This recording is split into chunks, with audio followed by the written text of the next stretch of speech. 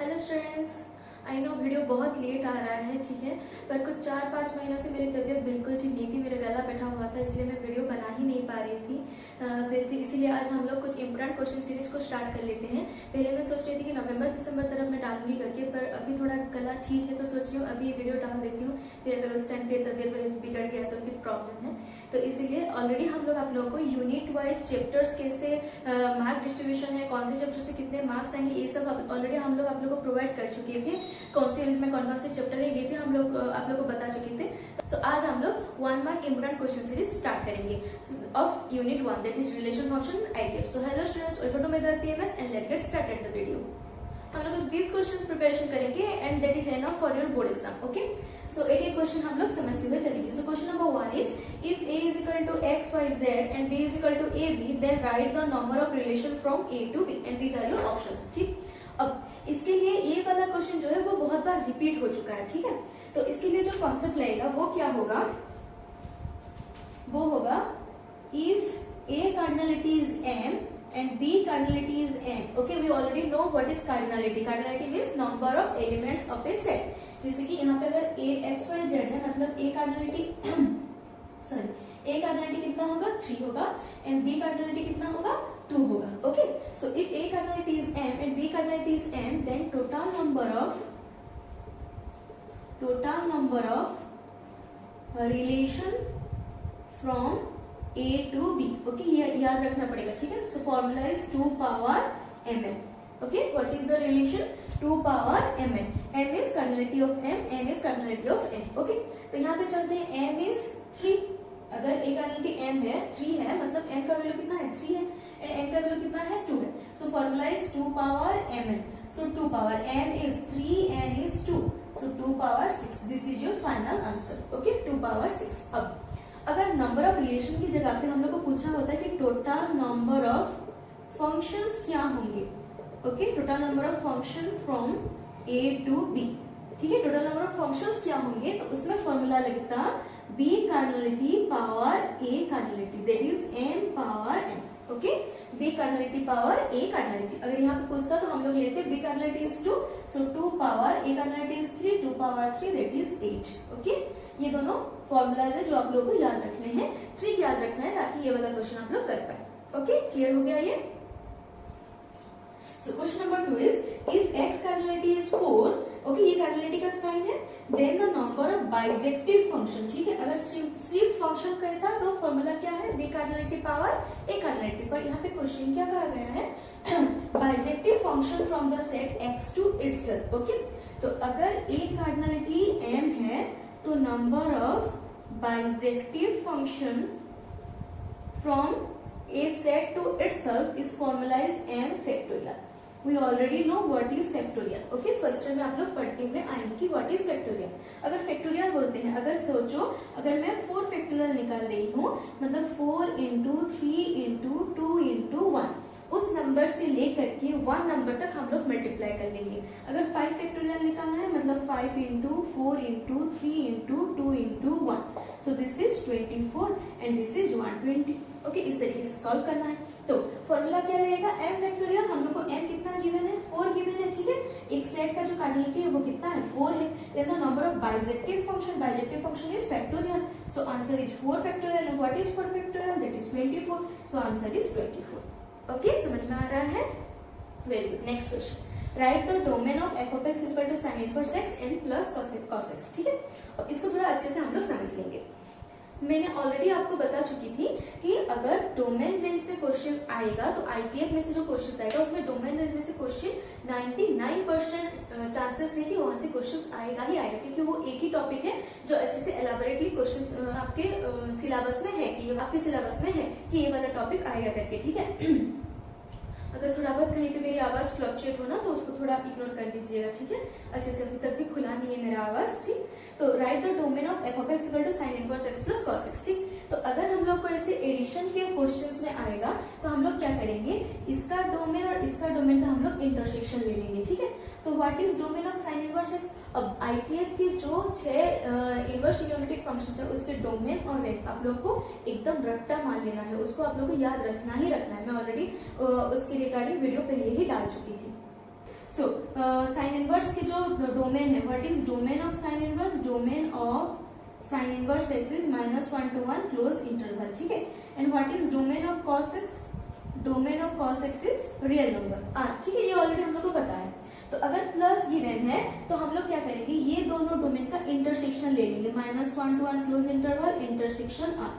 अगर ये दोनों को इंटरसेक्शन करेंगे, अगर यहाँ पे सब्सट्रैक्शन होता तब भी हम लोग इंटरसेक्शन लेते, ठीक है। तो इसमें क्या आ जाएगा, -1 to 1 क्लोज इंटरवल आ जाएगा। Okay, so what is domain of sine inverse x plus cos x? Answer is -1 to 1 close interval. Okay, I hope ये 3 क्वेश्चंस आप लोग अच्छे से समझ गए होंगे। ये तीनों ट्रिक भी आप लोग को याद रह गया होगा, ठीक है। ये ट्रिक अगर आप लोग को याद है तो आप लोग इस टाइप के क्वेश्चंस, अगर कोई भी क्वेश्चन इस टाइप से आएंगे तो आप लोग ये वाला क्वेश्चन कर सकते हैं। एंड यहाँ पे जो हम लोग 20 क्वेश्चन सॉल्व करेंगे ना, वो 20 क्वेश्चन सॉल्व करने के बाद आप लोग रिलेशन फंक्शन और आईटीएफ में से 1 मार्क क्वेश्चन तो डेफिनेटली उसको आप लोग अटेंड कर सकते हैं, ठीक है। आगे बढ़े। सो next question number 4। Question number 4 is write the principal value of sin inverse -half plus cos inverse cos minus pi by 2, ठीक है।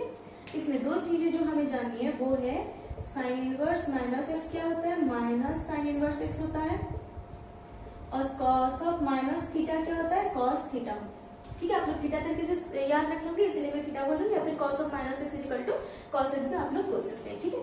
सो अब हम लोग एक्सप्रेशन ले लेते हैं। Expression is sin inverse -half plus cos inverse cos minus pi by 2, ठीक है। इसको हम लोग को सॉल्व करना है। Okay, what is sin inverse minus x? That is minus sin inverse x, so this is minus sin inverse half plus cos of cos inverse cos of minus theta is cos theta, so that is cos pi by 2, ठीक है। Okay,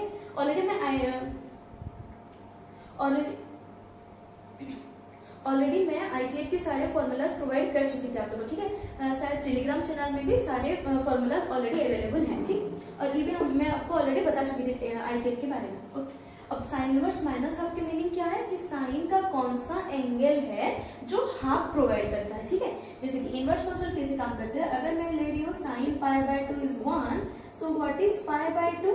अगर ये sine function इधर गया तो ये हो जाएगा साइन इनवर्स 1, ओके ना। सो अगर साइन इनवर्स 1 पूछ रहा है, इसका मतलब पूछ रहा है कि साइन का कौन सा एंगल है जो 1 देगा, जो कि आंसर है पाई बाय 2। इस तरीके से यहाँ पे पूछा है कि साइन इनवर्स हाफ में साइन का कौन सा एंगल है जो हाफ देगा, ठीक है। सो माइनस रह गया साइन इनवर्स हाफ, मतलब साइन का कौन सा एंगल हाफ देता है, पाई बाय 6। अब ये एंगल्स तो आप लोग को जानने पड़ेंगे, ठीक है ना। Plus again cos inverse cos pi by 2 क्या हो जाएगा, पाई बाय 2। ये कैसे हुआ, क्योंकि cos इनवर्स cos x क्या होता है, x होता है, cos of cos inverse x क्या होता है, x होता है। इस तरीके से सारे ट्रिग्नोमेट्रिक फंक्शंस में ये अप्लाई होता है, ठीक है। साइन इनवर्स साइन x भी x होता है, cot इनवर्स cos x भी x होता है, tan इनवर्स tan x भी x होता है, ठीक है। उस तरीके से sine of sine inverse x भी x होता है, सारे ट्रिग्नोमेट्रिक फंक्शंस में ये लागू होता है, ठीक। तो अब एलसीएम गया 6, यहाँ पे हो जाएगा माइनस पाई प्लस यहाँ पे हो जाएगा 3 pi, so this is 2 pi by 6, 2 cancel out हो जाएगा तो हो जाएगा पाई बाय 3। मैं समझा रही हूँ इसीलिए ये थोड़ा टाइम लगेगा, अगर आप लोग खुद से करेंगे तो ये हार्डली 15 to 20 सेकेंड में सॉल्व हो जाएगा। सो answer is pi by 3। Okay, clear. Next question. Next question is if A is equal to ABCD, then the relation AB, AA, BA, BD, TB are reflexive or symmetric or transitive or equivalence relation, ठीक। Relation function chapter में basically आप लोगों के 2 topics हैं, ठीक। तो एक topic है आप लोगों का टाइप ऑफ रिलेशन, इसको मैं इरेज कर रही हूँ, अगर आप लोग चाहें तो स्क्रीनशॉट ले सकते हैं।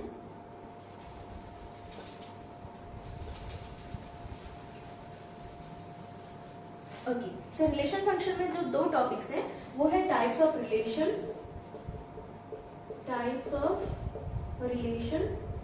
And types of function. ये 2 ही टॉपिक है आप लोगों को रिलेशन फंक्शन में पढ़ने हैं, ठीक है। लॉन्ग क्वेश्चन, शॉर्ट क्वेश्चन, सारा ये 2 टॉपिक से ही आएगा। Okay, so what is type of relation? 4 type के रिलेशन है। 1 is reflexive, next 1 is symmetric, next 1 is transitive, and next one is equivalence. Okay, what is reflexive? अगर हम लोग relations में देखेंगे, ठीक है, कोई भी सेट A दिया हुआ है, यहाँ पे अगर A B 2 एलिमेंट है, रिफ्लेक्सिव मीन्स अगर वो रिलेशन, जैसे यहाँ पे एक रिलेशन दिया है ना, ठीक है, उस रिलेशन में A A और B B होना चाहिए, मतलब जो सेट में एलिमेंट्स हैं वो खुद से खुद को रिलेट करनी चाहिए, ठीक है। तो हम लोग रिलेशन में थोड़ा बहुत आइडिया ऑलरेडी आप लोगों को है, ठीक। तो अगर ए बी लिख रहे हैं हम लोग, तो ये क्या है, ए का रिलेशन किसके साथ है, बी के साथ है, बी का रिलेशन किसके साथ है, ए के साथ है, ठीक है ना। तो अगर हम लोग बोलेंगे ए मतलब ए का रिलेशन किसके साथ है, ए के साथ है, दिस इज रिफ्लेक्सिव। तो रिफ्लेक्सिव क्या होता है कि कोई एक सेट है, अगर हम लोग बोलेंगे A related to A for all A belongs to capital A, मतलब जिस सेट में वो रिलेशन डिफाइंड है उस सेट के सारे एलिमेंट्स को खुद से खुद को रिलेट करना पड़ेगा, ठीक। उस हिसाब से अगर हम लोग देखें तो यहाँ पे कितने एलिमेंट्स हैं, A B C D, 4 elements हैं। रिफ्लेक्सिव होने के लिए सारे एलिमेंट्स खुद को खुद से रिलेट करना चाहिए, ठीक है। तो ए है मतलब ए रिलेटेड टू ए है, बी भी है, नहीं है। अगर कोई एक भी एलिमेंट खुद से खुद को रिलेट नहीं कर रहा है मतलब वो रिफ्लेक्सिव नहीं होगा। तो इस हिसाब से ये रिफ्लेक्सिव कैंसिल आउट हो गया। Okay, clear. नेक्स्ट चलते हैं सिमेट्री। सिमेट्री क्या कहता है कि जो रिलेशन डिफाइन है उस रिलेशन में अगर ए रिलेटेड टू बी है देन बी रिलेटेड टू ए होना चाहिए, ठीक है। तो क्या कहता है कि अगर ए रिलेटेड टू बी है देन बी रिलेटेड टू ए होना चाहिए, ठीक है। तो यहाँ पे ए बी है, बी ए है कि नहीं, अगर ए रिलेटेड टू बी है हमको ढूंढना पड़ेगा B related to A, B related to A means B A related to B means A comma B and B related to A means B comma A B A same नहीं है relation में, ये already आप लोग को पता होगा, ठीक है। तो ए बी है मतलब हम लोग ढूंढेंगे बी ए है कि नहीं, बी ए भी है, ठीक है। अगर ए है, अगर उसको हम लोग फ्लिप करते हैं तो फिर से ए बनेगा मतलब वो भी सिमेट्रिक रिलेशन में है। देन चलते हैं आगे, बी डी है, सिमेट्रिक होने चाहिए, सिमेट्रिक होने के लिए डीबी भी होना चाहिए, तो डीबी भी यहाँ पे है मतलब ये सिमेट्रिक रिलेशन तो है। ओके, क्लियर हो गया।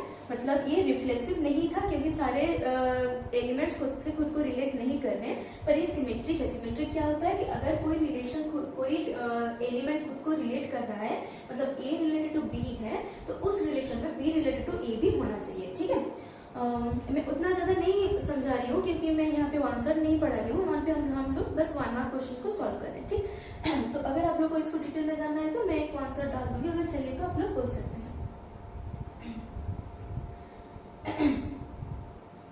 One second.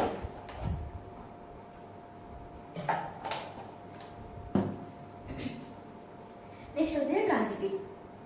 What is transitive?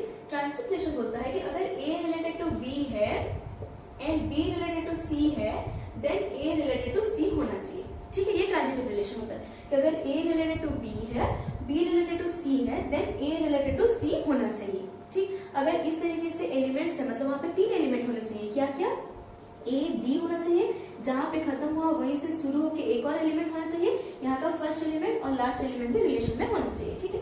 तो इस हिसाब से देखिए ए बी, बी पे खत्म हुआ, बी पे स्टार्ट वाला ढूंढेंगे, यहाँ पे स्टार्ट है बी ए, यहाँ का फर्स्ट है ए, नेक्स्ट लास्ट है ए, मतलब ए रिलेशन उसमें होना चाहिए, मतलब ए है, ठीक है, ये पास हो गया।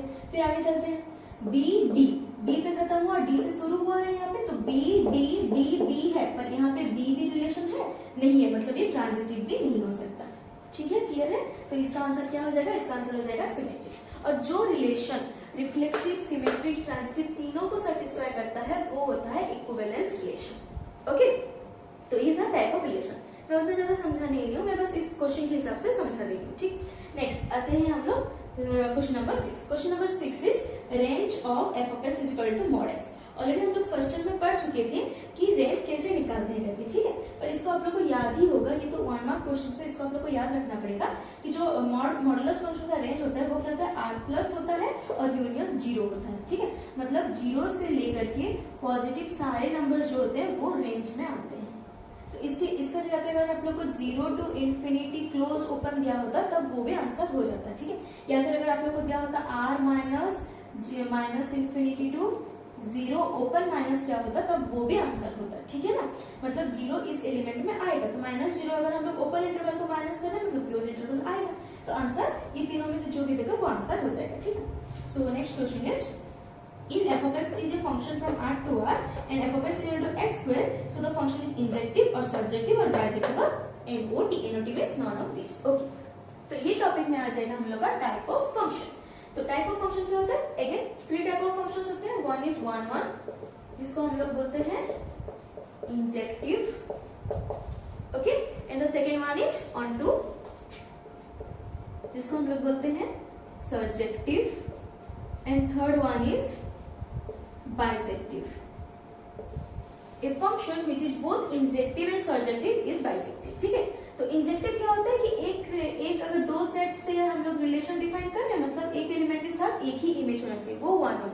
ऑन टू क्या होता है कि जो रेंज एलिमेंट है उसके सारे एलिमेंट्स के एक प्री इमेज होना चाहिए, this is onto. One one onto आप लोग को ऑलरेडी पता होगा। ठीक, तो हम लोग चेक कैसे करते हैं, चेक कैसे करते हैं, वन वन के लिए कैसे चेक करते हैं, F of x one is equal to F of x two ले लेंगे।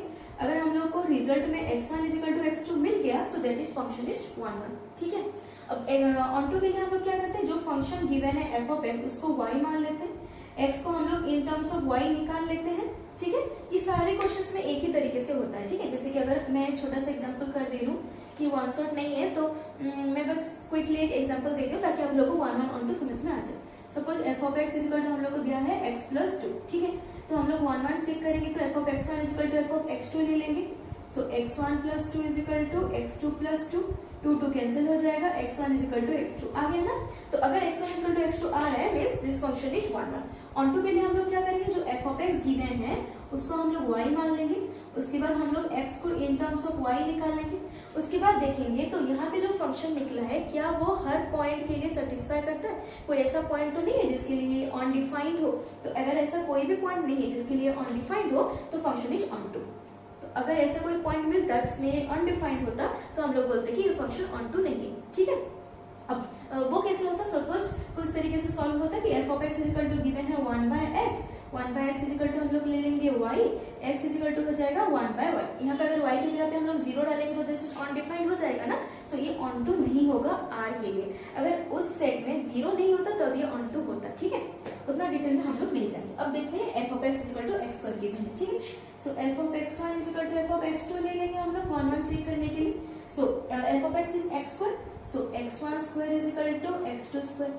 तो अगर हम लोग रूट ओवर हटाएंगे तो यहाँ पे प्लस माइनस आएगा। ठीक, और मैं बोल रही हूँ अगर x1 is equal to x2 है तभी ही 1 1 है। तो अगर x1 is equal to x2 के अलावा कुछ और आया, जैसे कि x1 is equal to minus x2 भी आया है ना, तो कुछ और आया तो उसमें वो 1 1 नहीं है, तो इंजेक्टिव कैंसिल हो जाएगा। इंजेक्टिव कैंसिल हो जाएगा मतलब बाइजेक्टिव भी कैंसिल हो जाएगा। ठीक है, क्योंकि जो function both injective and surjective है तभी वो फंक्शन बाइजेक्टिव हो सकता है।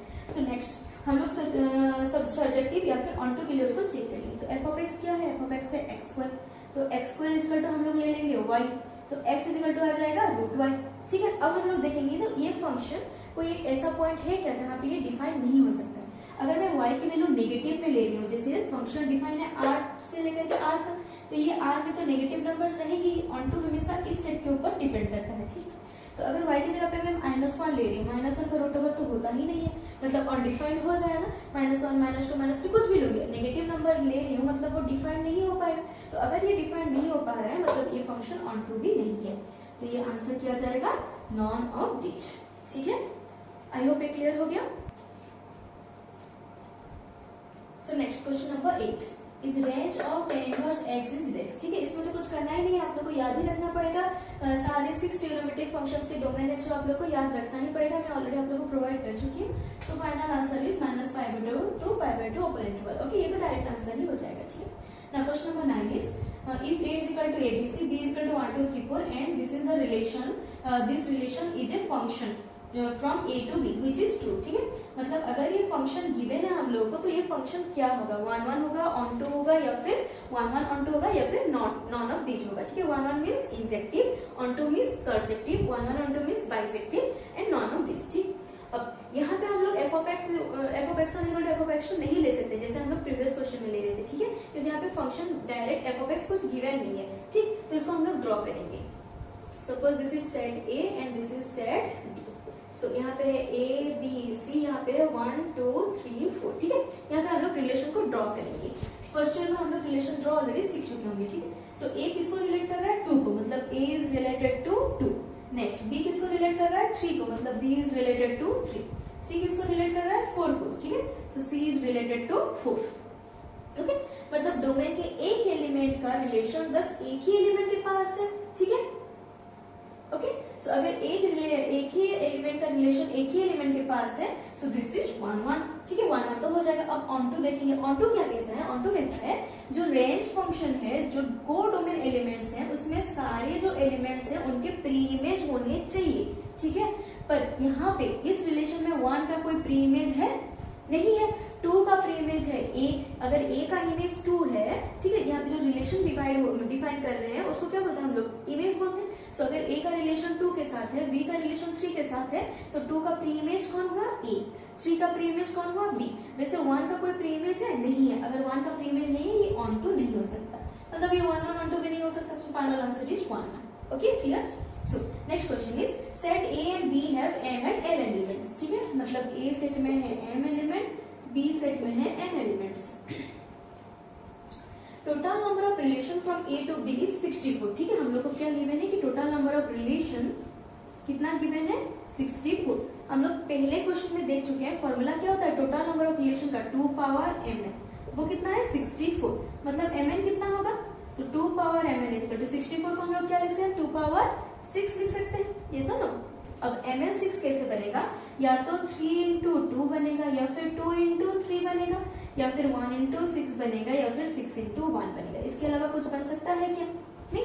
अगर दो एलिमेंट मल्टीप्लाई करके 6 बन रहे हैं, या तो 2 इंटू 3 या फिर 3 इंटू 2, मतलब n का वैल्यू 3 हो सकता है तो n का वैल्यू 2 होगा, n का वैल्यू 2 हो सकता है तो n का वैल्यू 3 होगा, n का वैल्यू 1 होगा तो n का वैल्यू 6, n का वैल्यू 6 होगा तो n का वैल्यू 1। इतना ही कंडीशन हम लोग के पास गिवन है, ठीक है ना। अब हम लोग क्या देख रहे हैं, m is not equal to 1, मतलब m 1 नहीं हो सकता है, मतलब ये वाला कंडीशन कैंसिल हो गया क्योंकि m 1 नहीं हो सकता है। अगेन क्या गिवन है कि m is less than n, मतलब जो m का वैल्यू है वो n से छोटा होना चाहिए, मतलब 6 इंटू 1 में नहीं हो सकता क्योंकि n का वैल्यू तो 1 है, m का वैल्यू 6 है, यहाँ तो m ग्रेटर हो जाएगा, ठीक। तो बस दो ही कंडीशन बचा है कि या तो 3 होगा या तो 2 होगा। अब क्या होगा, हम लोग क्या गिवन है, m का वैल्यू n से छोटा है, यहाँ पे m का वैल्यू n से छोटा है क्या, नहीं है, मतलब 3 भी नहीं हो सकता। पर यहाँ पे m का वैल्यू 2 है, n का वैल्यू 3 है, मतलब m का वैल्यू कितना हो सकता है, 2 हो सकता है। तो इस कंडीशन के हिसाब से आंसर कितना हो जाएगा, 2। ओके, क्लियर, आई होप ये क्लियर हो गया, ठीक है। इस तरीके से आप लोग निकाल सकते हैं। So that is it for today and thanks for watching.